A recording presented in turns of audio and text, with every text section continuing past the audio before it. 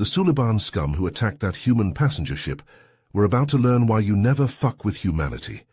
You think your fancy tech makes you strong, makes you better than us primitive humans? Well, guess what, you alien pieces of shit. We will show you what real strength is. I stared into my whiskey glass, the amber liquid swirling with memories of the day those tentacled Suliban bastards went too far. I had seen a lot of action in my years, fought in more scraps and tight spots than most, but that civilian transport massacre was something else. Thousands of innocent men, women and children, snuffed out because some alien assholes wanted to throw their weight around and prove they could do whatever they wanted to us lowly humans. Well, not today, fuckers. Today you learn what it means to be human. Today you get a little lesson in what happens when you piss off the wrong species. We may not have your shiny ships or ultra-tech laser guns, but we got guts and brains and balls, and that counts for a whole hell of a lot more than you think. You believe this will be a short little war, an easy curb stomp to put us back in our place? I chuckled darkly to myself, swishing my drink. War with humans. Better strap in, boys, 'cause this will be the hardest and last fight of your miserable lives. You have no idea what's coming for you, but you will soon enough. The whole bar seemed to fade away as the memories played out in my mind like a morbid hollow film. That fateful day when humanity decided enough was enough. When we finally stood up, looked our alien overlords in their beady eyes, and said, "No more." When we took a stand as one people and declared in one voice, "For the fallen we fight." It didn't matter that we were outgunned and outnumbered. Didn't matter that no one, not even most humans, gave us a snowball's chance in hell of winning. What mattered is that we were pissed off and hungry for payback. What mattered is that when the Suliban attacked our people, they fucked up hard, and we were going to make damn sure they realized that. The hard way. I downed the rest of my drink in one long pull and glared into the empty glass. This was going to be a hell of a fight and a hell of a story. Hopefully, by the end of it all, the Suliban and every other alien asshole out there would finally understand one simple thing. You do not ever fuck with humanity, unless you want to get fucked back 10 times harder. I waved the bartender over for a refill and settled in. Time to give the kid the gory details of how we took on an empire and taught them the real meaning of fuck around and find out. So there I was, downing another whiskey and remembering how those Suliban scumbags thought they could just roll over us. Typical alien arrogance. They launched this massive invasion of our space, probably thinking it would be a cakewalk. Wipe out the puny humans, be home in time for dinner. But they forgot one thing: never underestimate humanity. Sure, they had numbers and tech on their side. We were outgunned and outnumbered. But what we lacked in firepower we made up for in sheer grit and determination. Our boys and girls didn't just roll over. Oh no, we fought back and fought hard. Hit-and-run attacks striking from the shadows before vanishing into the black, death by 1,000 cuts. And that wasn't all.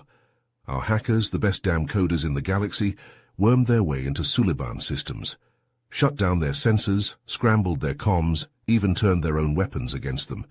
It was pure chaos for those tentacled turds, never knowing when their ships would just start shooting each other.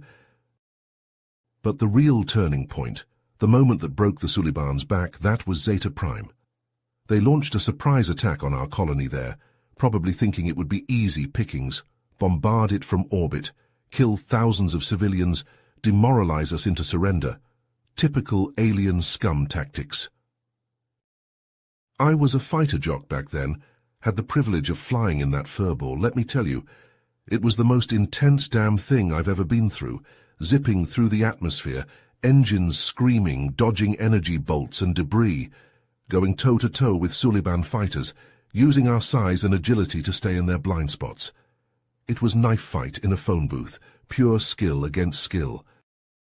We lost a lot of good men and women that day.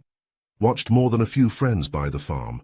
Brave heroes, every one of them, giving their lives to protect our people. Their sacrifice will never be forgotten. In the end, we beat those Suliban bastards back, taught them that humanity will not be stepped on or cowed. The looks on their ugly faces when they realized they'd fallen into our trap, the sheer oh shit moment when their mighty warships started blowing each other apart, it was priceless. Zeta Prime was a wake-up call for the Suliban. and for every other alien race out there who thought they could fuck with us. We showed them that day that humanity will not go quietly into the night, that we will fight tooth and nail to defend our homes, our people, that we may be outgunned but never underestimate our courage and our cleverness. That battle was a turning point, but it was only the beginning.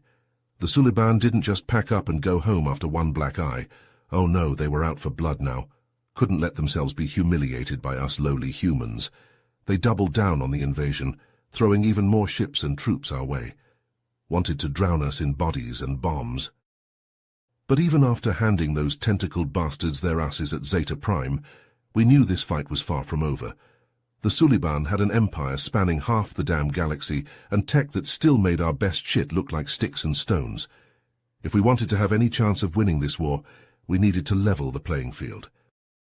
That's when the brass came to me and my team with a mission, a real do-or-die kind of job. Intel had gotten wind of some new Suliban superweapon they were cooking up in one of their top-secret labs, something about artificial black holes, real end-of-the-universe type stuff. We had to get our hands on those plans or humanity was toast. Sneaking into the facility was the easy part. We managed to hijack one of their supply ships and bluffed our way past security disguised as the crew. But once we were inside, that's when the real fun started. The place was crawling with Suliban soldiers, all armed to the teeth. We split up, my team planting explosives around the facility to create one hell of a distraction, while I made a beeline for the main research lab. That's where I ran into him. Antares' dear old dad, one of the top eggheads in the Suliban Empire. The bastard was waiting for me, probably thought he could take me down himself. We squared off, fists flying, knocking over tables full of beakers and high-tech gizmos. He was good, I'll give him that, but he was no match for a pissed-off human with nothing to lose. A quick jab to the throat and a roundhouse to the head, and Papa Antares was taking a little nap on the floor. I jammed a data drive into the nearest console and started the download, praying to whatever gods were listening that my team had gotten the explosives set.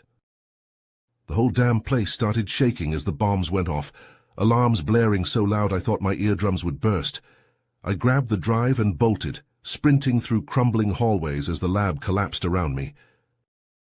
I barely made it to the hangar bay, leaping into the nearest Suliban fighter just as the roof caved in, blasted my way out of there like a bat out of hell, dodging falling debris and enemy fire. Those stolen plans turned the tide of the war. Our eggheads reverse-engineered the Suliban's black hole tech, even came up with ways to counter it. For the first time, we had a chance. We could hit the bastards where it hurt, take out their big, shiny toys, and show them that humanity wasn't going down without one hell of a fight. The tide had turned, and humanity was ready to take the fight right to the Suliban's front door. I took another swig of whiskey as I recalled the mission that struck at the very heart of our enemy. The one that proved nowhere in the galaxy was safe from human vengeance and human bullets. High Command had cooked up a plan so audacious, so balls-to-the-wall insane, that at first I thought they'd lost their damn minds. An infiltration mission, deep into Suliban territory. Not just any old target, mind you.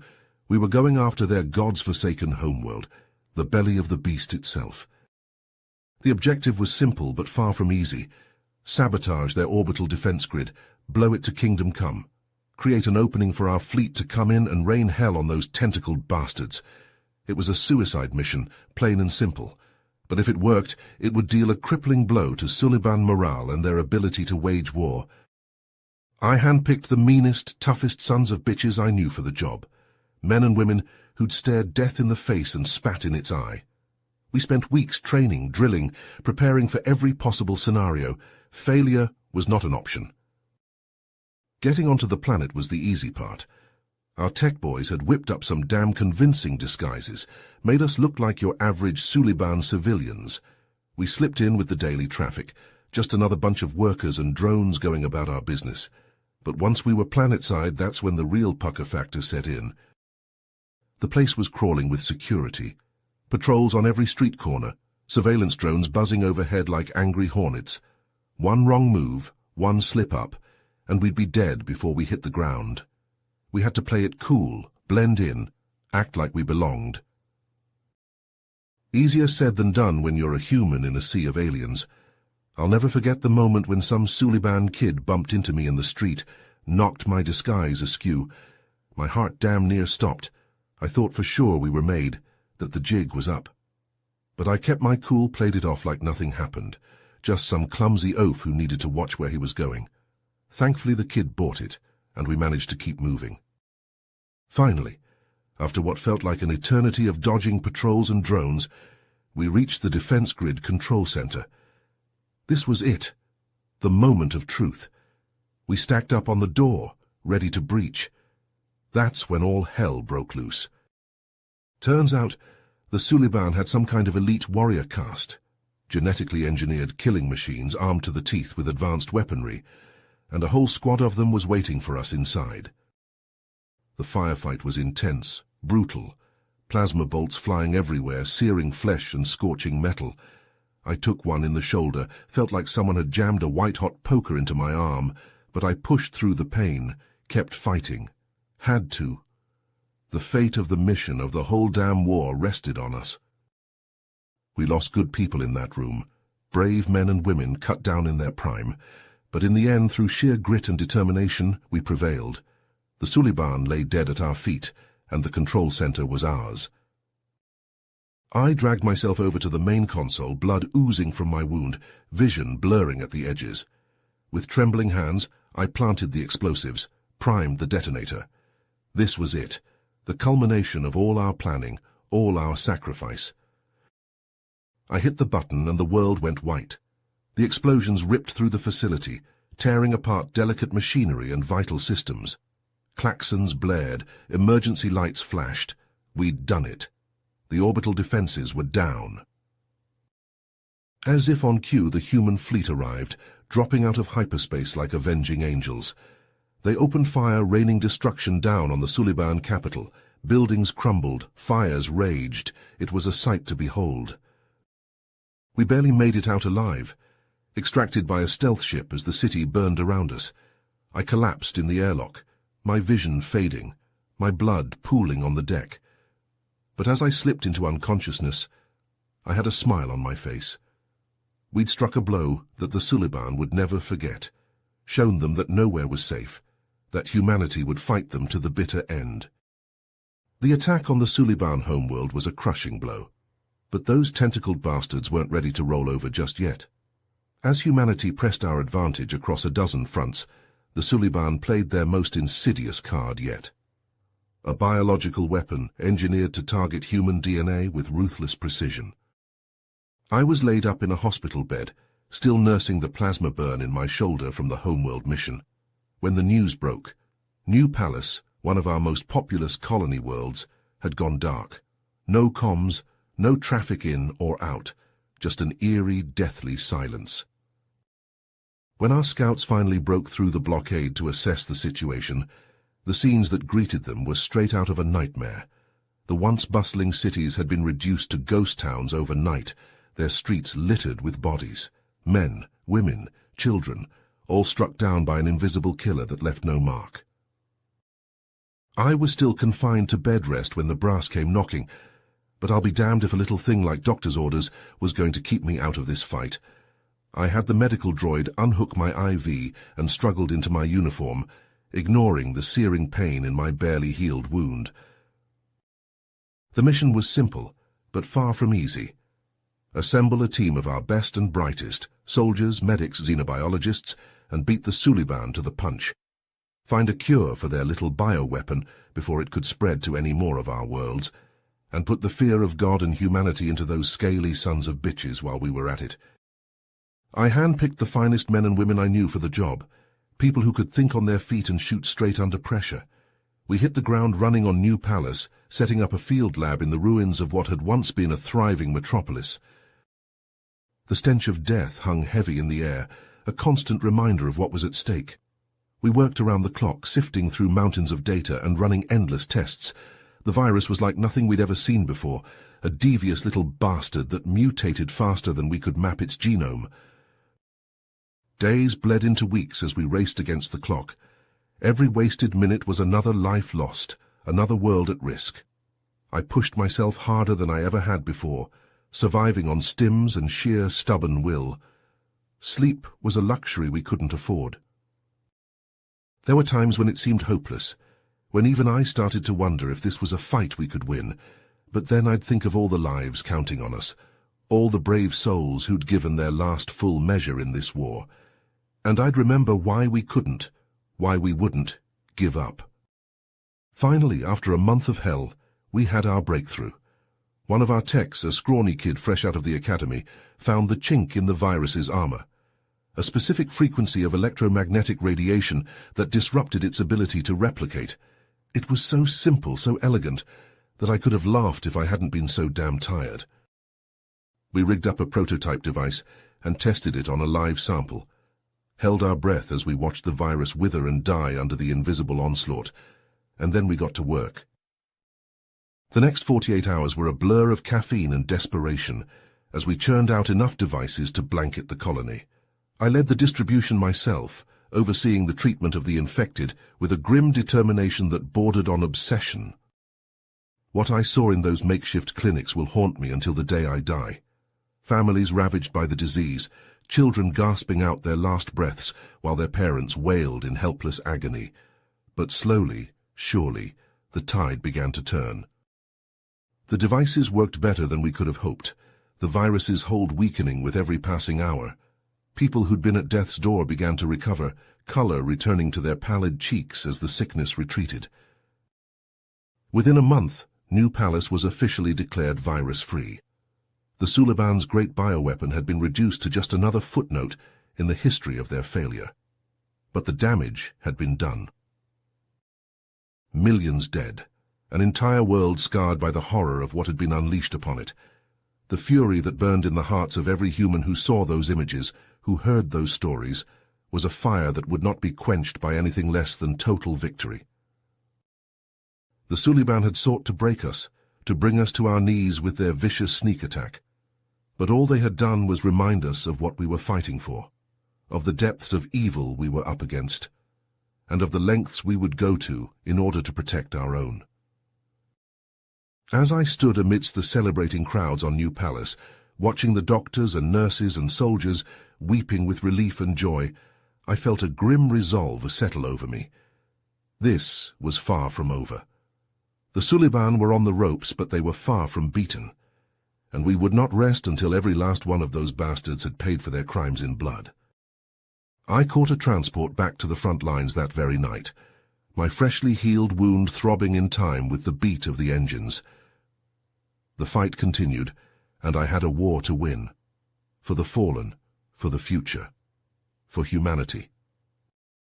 I downed the last of my whiskey and signaled for another.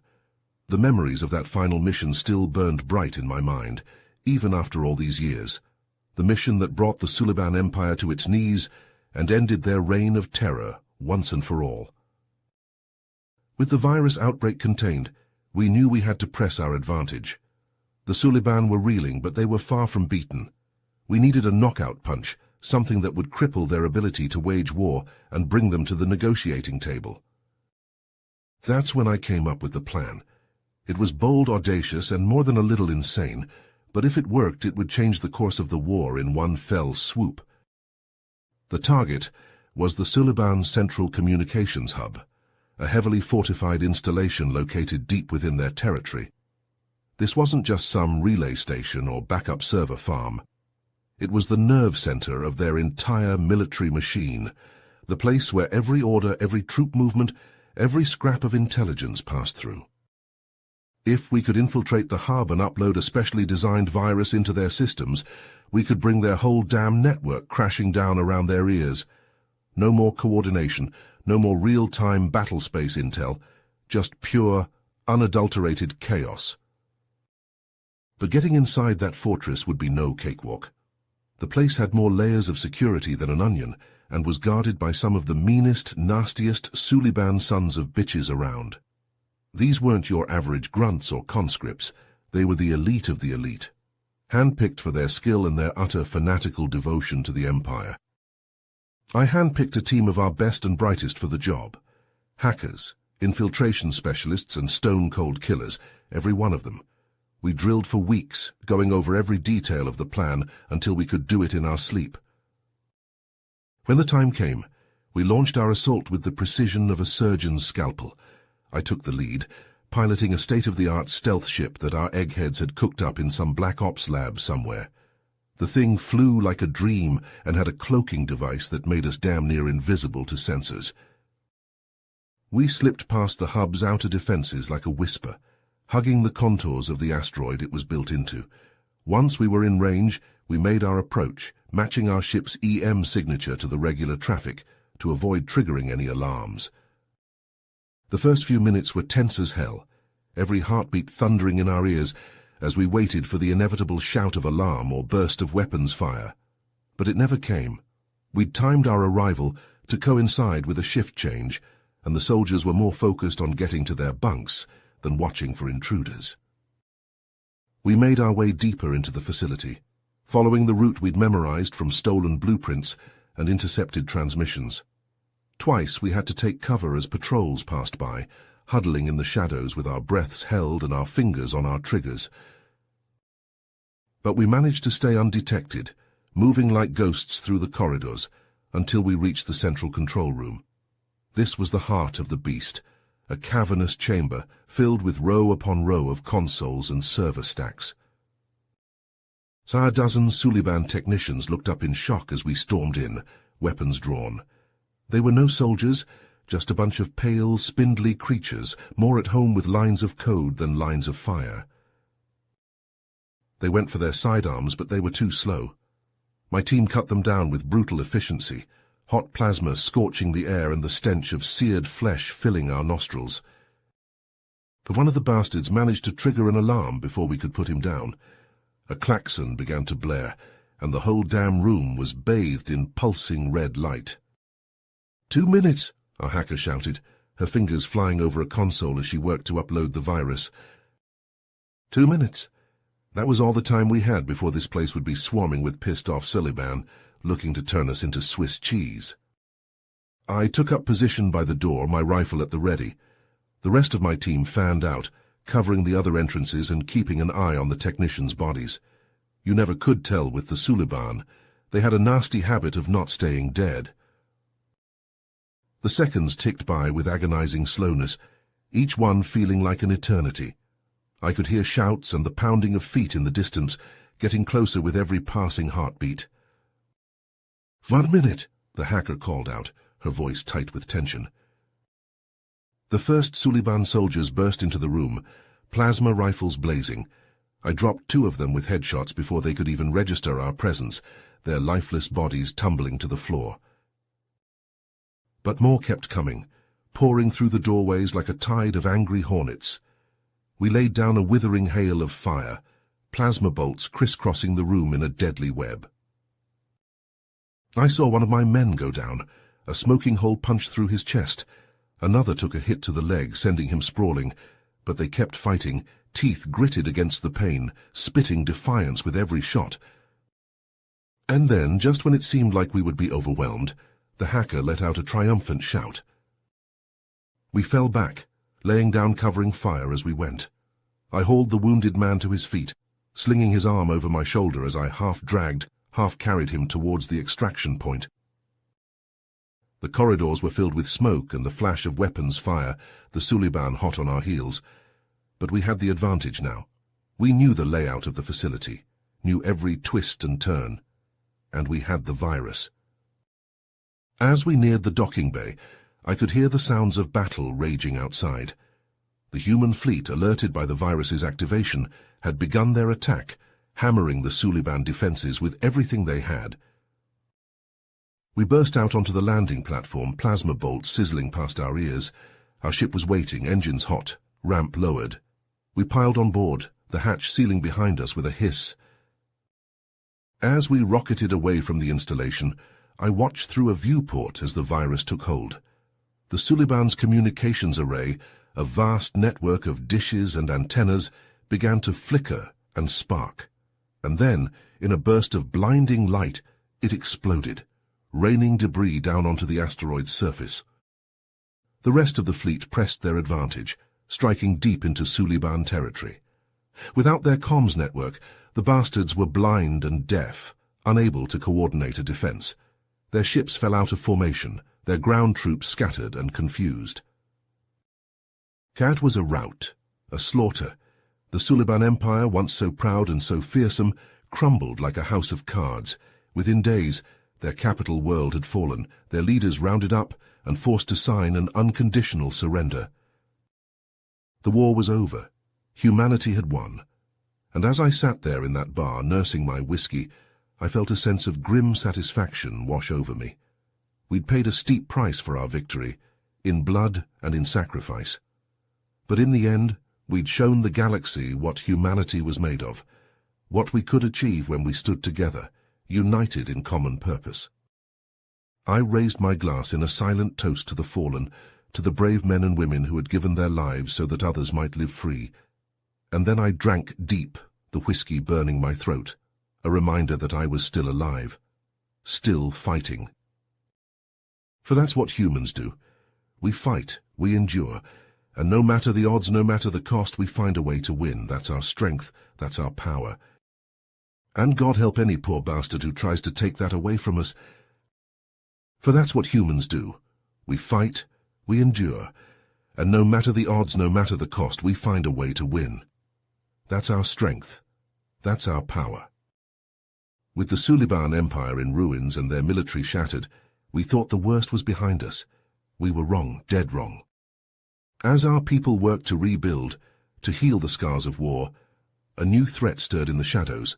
A hardcore faction of Suliban, led by a ruthless son of a bitch named Zortak, just couldn't accept that they'd lost, that their precious empire was gone, crushed under the heel of human defiance. So they went to ground, scurrying off to the darkest corners of the galaxy to lick their wounds and plot their revenge. We should have known better than to think they'd just slink away quietly. Should have known that their hatred, their fanaticism, wouldn't let them rest until they'd made us bleed again. That's where I came in.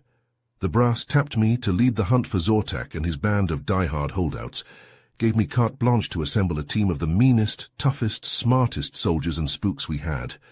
The best of the best, because nothing less would do against an enemy like this.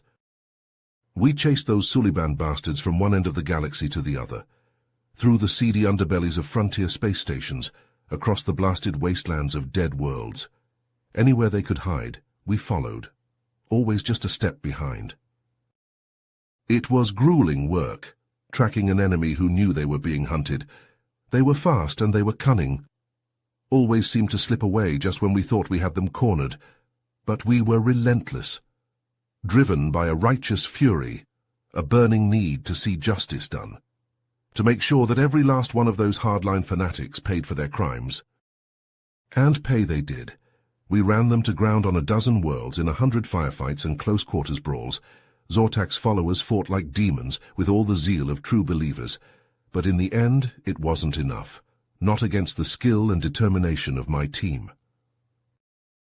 We whittled them down bit by bit, cut off their supply lines, took out their leaders one by one. It was a long, brutal campaign, fought in the shadows and the silence of deep space. But we never wavered, never lost sight of our goal. The end came on a nameless rock on the edge of civilized space. Zortak had holed up there, in a fortified bunker buried deep beneath the planet's surface, planning his final stand, his last bid for revenge against the humans who had destroyed his dreams of conquest. We hit that base like the fist of an angry god, blasted through their defenses, carved a path of destruction right to Zortak's doorstep. Every step was bought in blood, every inch of ground paid for with the lives of good men and women, but we pressed on, implacable, unstoppable. In the heart of the base I found Zortak waiting for me.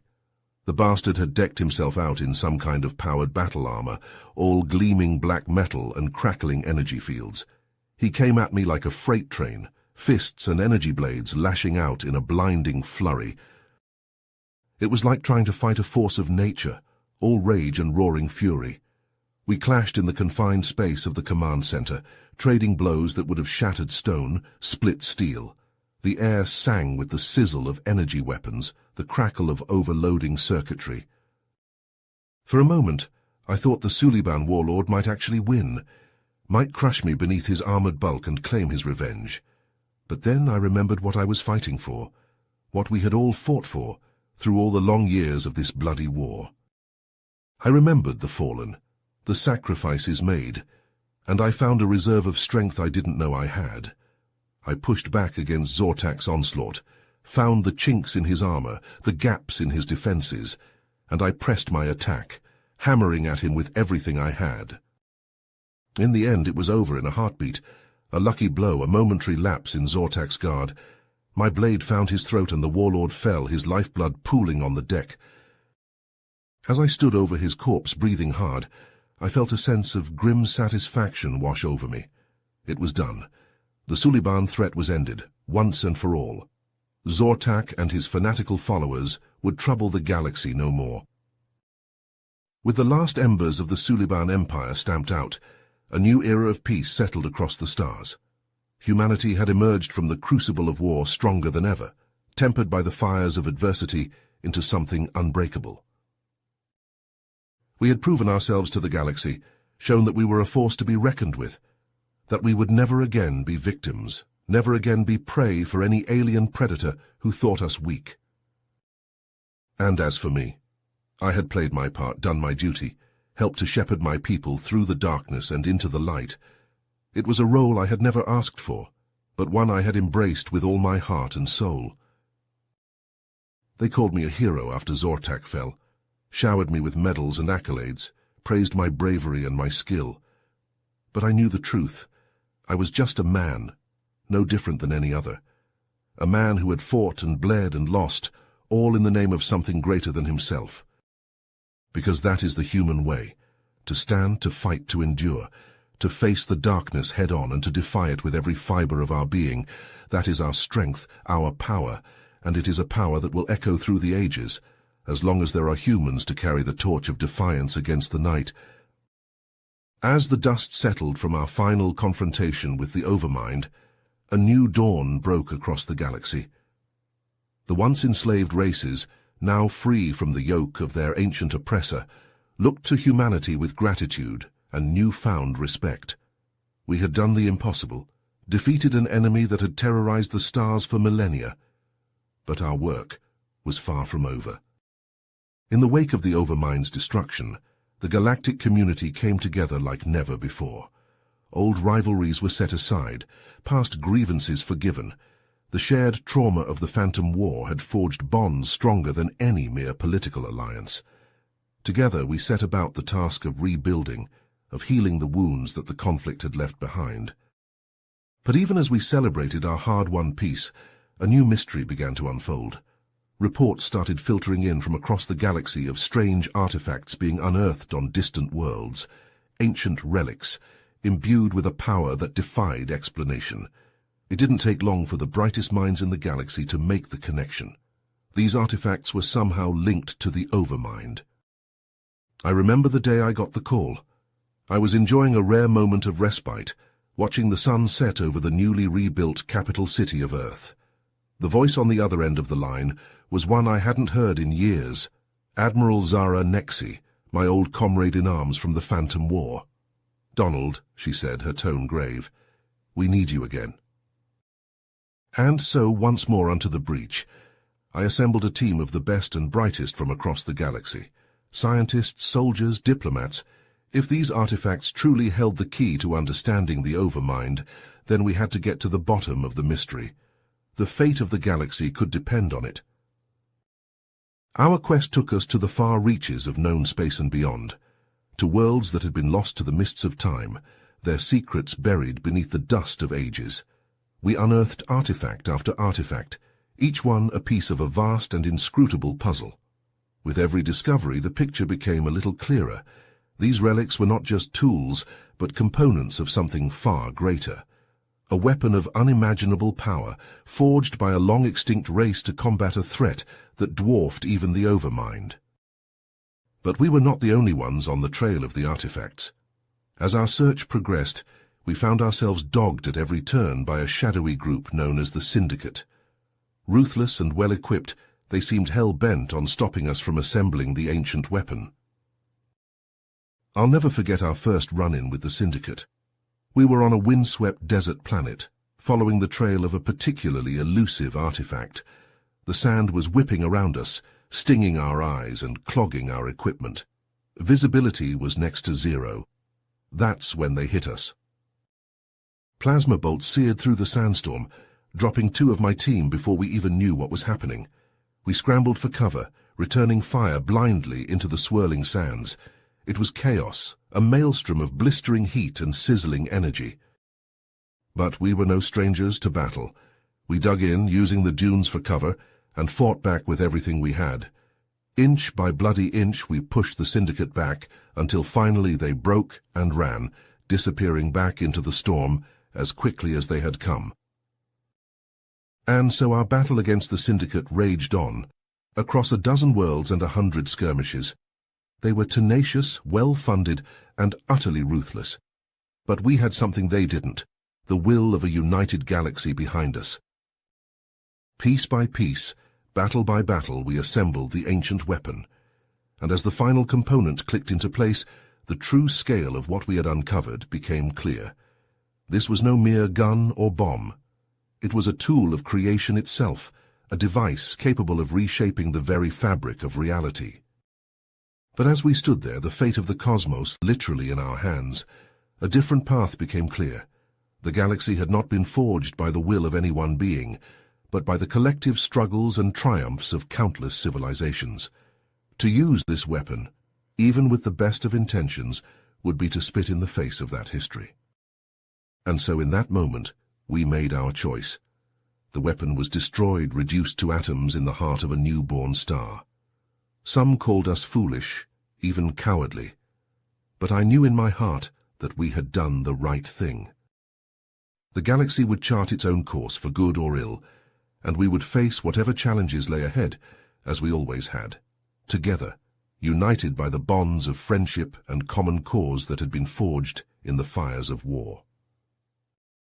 As I sit here now, looking out over a peaceful, prosperous galaxy, I can't help but feel a sense of pride. We had been tested, again and again, and we had not been found wanting. The road ahead would be long, and no doubt filled with new trials and dangers. But I knew that as long as we held fast to the ideals that had brought us this far, there was no obstacle we could not overcome. For we were more than just soldiers or politicians or scientists. We were the guardians of a dream, the protectors of a vision of a galaxy where all beings could live in harmony and mutual respect. As Donald and his team stood before the ancient weapon, a sense of awe and trepidation hung in the air. This device, forged by a long-extinct race to combat an unimaginable threat, held the power to reshape the very fabric of reality. It was a responsibility that weighed heavily on their shoulders. But as they prepared to carry out their fateful task, a sudden commotion erupted behind them. Dr. Ilara Vox, one of their own, had turned her gun on her erstwhile comrades. Her eyes gleamed with a mad fervor as she declared her allegiance to the Syndicate. "Fools," she spat. "You would destroy our only chance at true power? I won't allow it." Before anyone could react, Vox lunged for the weapon's controls. Her fingers flew across the console, inputting commands with a speed born of desperation. The ancient device thrummed to life, its energy building to a crescendo. Bolts of searing light lanced out, striking the assembled heroes. Men and women screamed as the weapon's power ravaged their bodies, searing flesh and shattering bone. In the midst of the chaos, Donald staggered forward, his body racked with pain. He had been closest to the weapon when it activated and had borne the brunt of its fury. His skin blistered and cracked, his muscles spasming uncontrollably.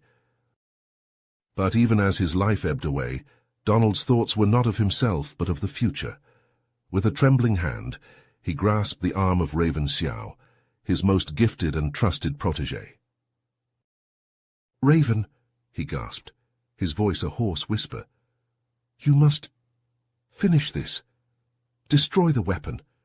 Don't let it fall into the wrong hands." Raven, tears streaming down her face, nodded in understanding. She gripped her mentor's hand tightly, feeling the life drain from his body. "I will," she promised. "I swear it." With a final shuddering breath, Donald Ross, the man who had led humanity through its darkest hour, passed from this world.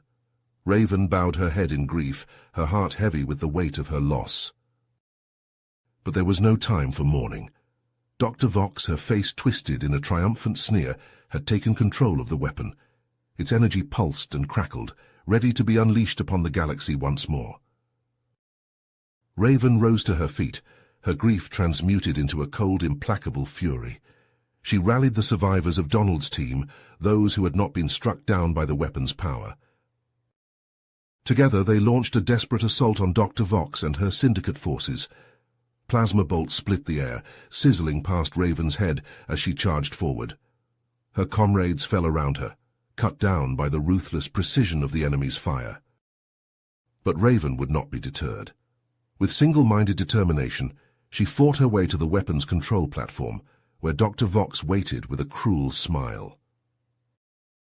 The two women clashed in a brutal hand-to-hand battle, trading blows with a savagery born of desperation.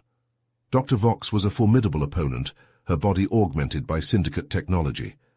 But Raven's fury lent her strength, and her skills had been honed by years of training under Donald's tutelage. In the end, it was Raven who emerged victorious. With a final devastating blow, she sent Dr. Vox tumbling from the platform, her body broken and lifeless. Raven stood alone before the ancient weapon, her breath coming in ragged gasps. The power to reshape the galaxy was at her fingertips. She could use it to create a new order, one in which humanity reigned supreme. But as she looked down at the fallen form of her mentor, Raven knew what she had to do.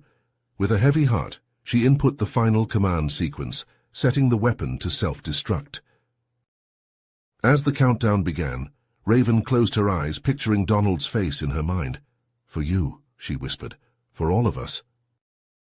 The ancient weapon exploded in a blinding flash of light, its energy consuming everything in its path. Raven disappeared in the maelstrom, her body vaporized by the unimaginable power she had unleashed. In the aftermath of the battle, the galaxy struggled to come to terms with what had happened. The alliance that Donald had worked so hard to build lay in tatters, its members retreating to their own worlds to lick their wounds. The Suliban, once a proud and mighty race, were reduced to a shadow of their former selves. Their homeworld lay in ruins, their people scattered to the winds. And humanity, triumphant but battered, grappled with the loss of its greatest heroes. Donald Ross and Raven Xiao had given their lives so that others might live, and their sacrifice would never be forgotten. As the dust settled and the galaxy began to rebuild, one thing became clear. The scars of the war would linger for generations to come, but so too would the legacy of those who had fought and died for the cause of freedom. The old man paused, his eyes distant as he lost himself in the memories of a lifetime ago. The young Suliban soldier sat in silence, absorbing the weight of the tale he had just heard. "In the end," the old man said softly, "we all paid the price for our mistakes. Human, Suliban, it didn't matter. We let our differences divide us, and it nearly destroyed us all." He fixed the young soldier with a piercing gaze. "But you and your generation have a chance to do better, to learn from our failures and build a galaxy where all races can live in peace and unity." The Suliban nodded slowly, his expression thoughtful. "I understand," he said. "Your story, it will not be forgotten. I will make sure of that." With a final nod of thanks, the soldier rose to his feet and strode from the bar, his mind awhirl with the lessons of the past. The old man watched him go, a faint smile playing across his weathered features. The struggle was far from over, he knew, but as long as there were those willing to learn from the mistakes of history, there was still hope for the future. You have reached the end of the story. If you enjoyed this story and want to support us, please leave a like and subscribe.